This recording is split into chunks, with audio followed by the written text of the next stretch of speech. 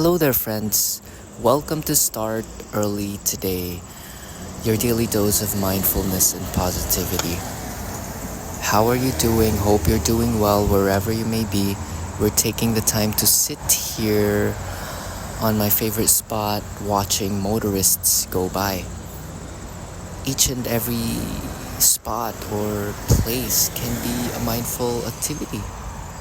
You can just take a walk, stand in a corner, sit in a park bench, and you might discover, or you might even dive in deeper to the truth of what you are and awaken, just like Byron Katie and Eckhart Tolle, wherein they awaken suddenly. Awakening can come slowly, and it can also come suddenly, like a Satori realization, wherein you just discover that you are a part of all things and that you are not all that you think you are. That you are beyond the persona of John Smith or whatever your personal name, whatever your given name is. So, meeting life head on. Today's episode is inspired by this book by Dale R. Olin, which I found in a used bookshop called Inquiring Minds. They have a lot of stores in upstate, one in New Paltz and one in the Saugerties, if I'm not mistaken. And the title just caught my attention. It has a nice 80s layout, and he has his picture in the back. And let's get to it. What is the skill of meeting life head on? Nobody gets out alive. It isn't easy navigating your way through life. The demands of the journey take considerable effort. The Life Skills series shows you the skills you need for getting through the journey with satisfaction and joy. 3 basic skills jump to the forefront. They include accepting yourself, thinking reasonably, meeting life head on. With these 3 life skills mastered to some degree, you can get a handle on your life. Now, if you want to build from there, you are going to need a few special skills. These include communicating, managing stress, being intimate, resolving conflict, reducing anger, overcoming fear, defeating depression. These skills don't take away the problems, the challenges, and the hard times, but they do help you dig out of life's deep trenches and more fully enjoy the good times. Life skills can be learned. You have what it takes to master each of these skills, but nobody can develop the skill for you. You have to take charge and develop it yourself. Here's all you need to begin this learning process. Awareness, the desire to grow, effort, and practice. Awareness begins the process of change. You have to notice yourself, watch your behavior, and honestly face your strengths and weaknesses. You have to take stock of each skill and of the obstacles in you that might inhibit its growth. Once you recognize the value of a skill and focus on it, you have to want to pursue it. The critical element here is desire. Napoleon Hill talks about desire so much as well. It's the starting point of all manifestation. And once you desire and you can paint a picture of your desired thing in your mind, and it does not necessarily need to be a thing. It can be a situation, a circumstance, a skill, a type of person, a relationship, a lifestyle. Once you can picture that in your mind, the universe already conjures up a way for it to come your way. Okay? It is already constructed in the ether the moment you think of it. That is the power of our thinking. So whatever you think will make you feel, and what you feel will make you believe, and what you believe will make you act. And all the power is in the present moment. So be mindful of your acts and also your speech. Your speech is so powerful because each word that you cast is a continuation of the manifestation of the Logos. The Logos, the Big Bang, once you utter words, it is already being manifested vibrationally in the unseen world. So once you get the hang of the reality of the unseen world, you'll be liberated. And it's being explained through science and the 12 universal laws, and there's lots of teachings out there that has been written a long time ago and being reinterpreted in a modern way. Check out Aaron Abke's work. He's a pretty clear when he explains these things, and it's just metaphysics. It's physics, it's metaphysics, it's quantum physics, and it is the study of new thought. And we are here to awaken, to become more of a life than what we were yesterday. That you are more than your role in the family. You are more than what your tribe posed you to be. And you are more than who you think you are. And in today's letter, we discussed what we are instead of who we are. Who we are is only a part of what we are. What we are is infinite capacity. And you start with awareness, becoming aware of where you came from. Let go of the programs that has been limiting you from growing.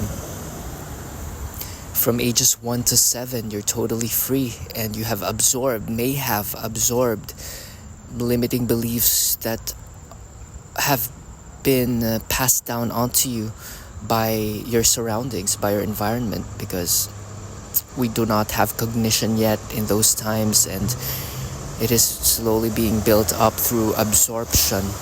So you can, now that you are in the mode or in the phase of seeking, you can increase your awareness and go back to when you were young, and where you may have picked up limiting beliefs, and you can let it go. You can let it go and always return to love. You might be running on a fuel of insecurity. You might be running on extrinsic motivation due to illusory lack, that you're not enough. But you can return to enoughness. It's all about loving yourself and being present. Know that the only power is right here, right now, and you can make changes right where you are. The present moment is the perfect place to fight the battle for joy. You can create the life of your dreams right where you are, and through planning, through deliberate intent, through deliberate action, you can, let's say for an hour, dedicate this time to connecting to the people that will help you become more of who you want to be. People who can direct you in the path of where you want to excel and practice your talents and your gifts.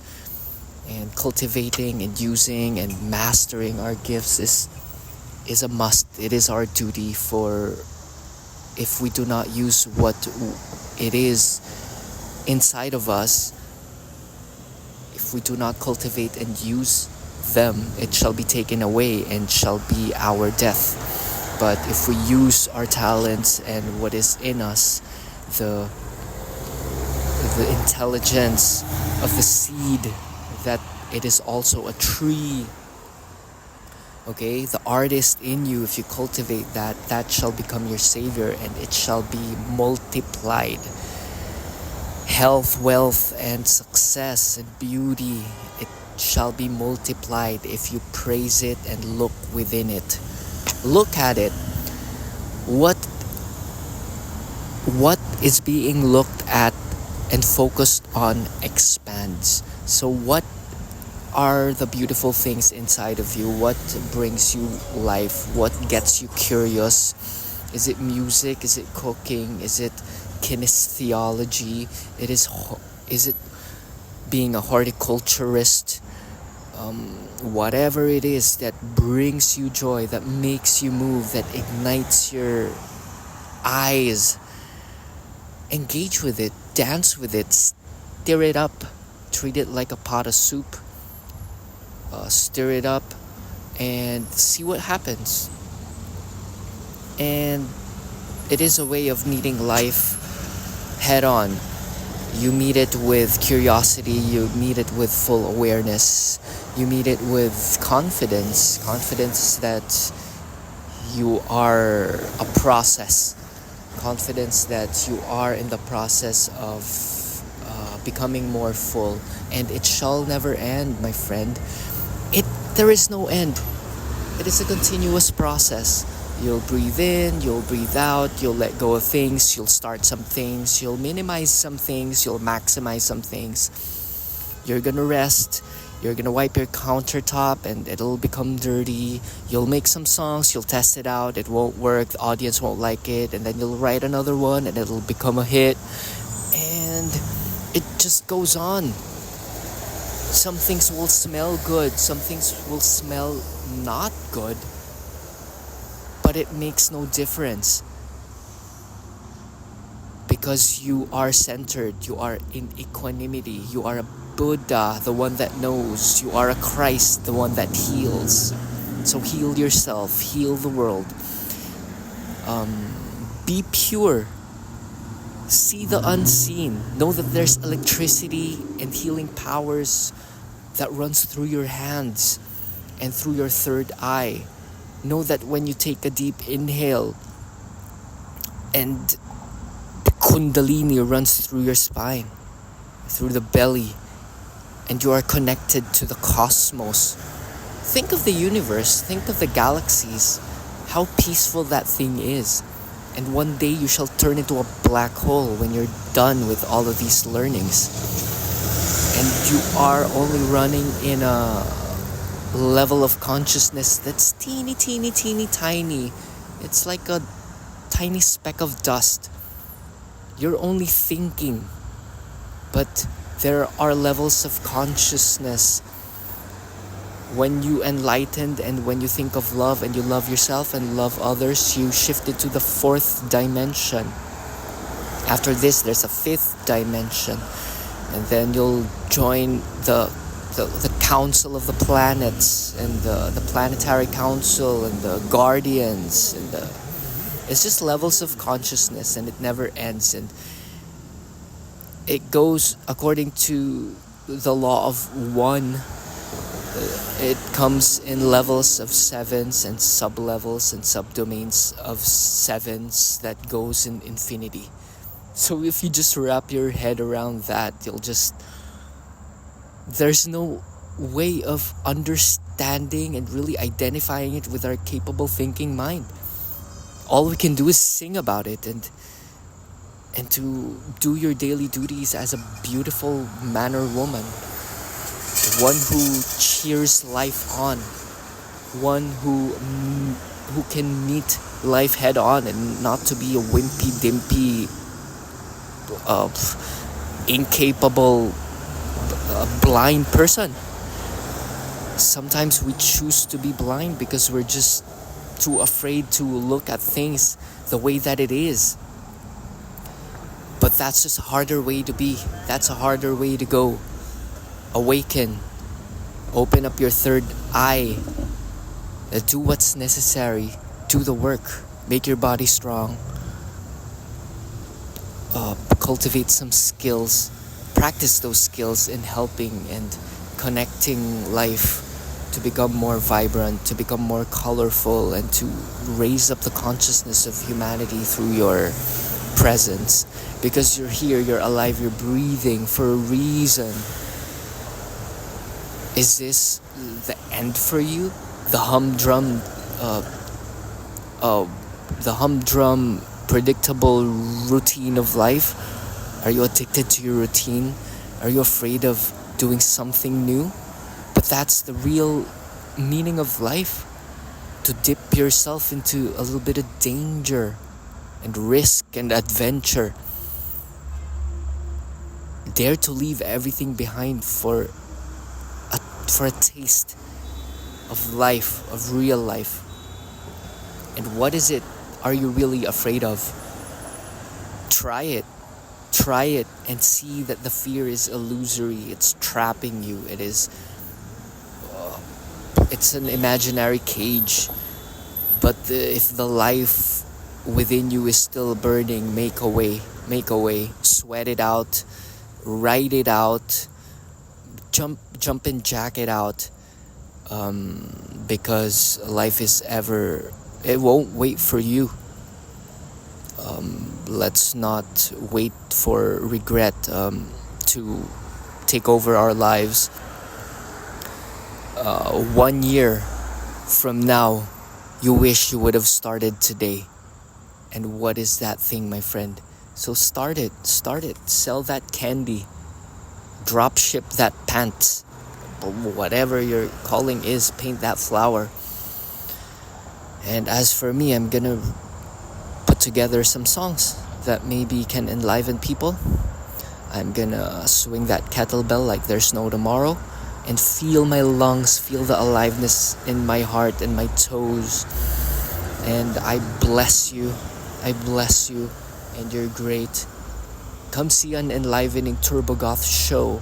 We got a couple in August in Bowery Electric and Club 13 on the next weekend. That's next weekend, so I'm hoping that you can drop by.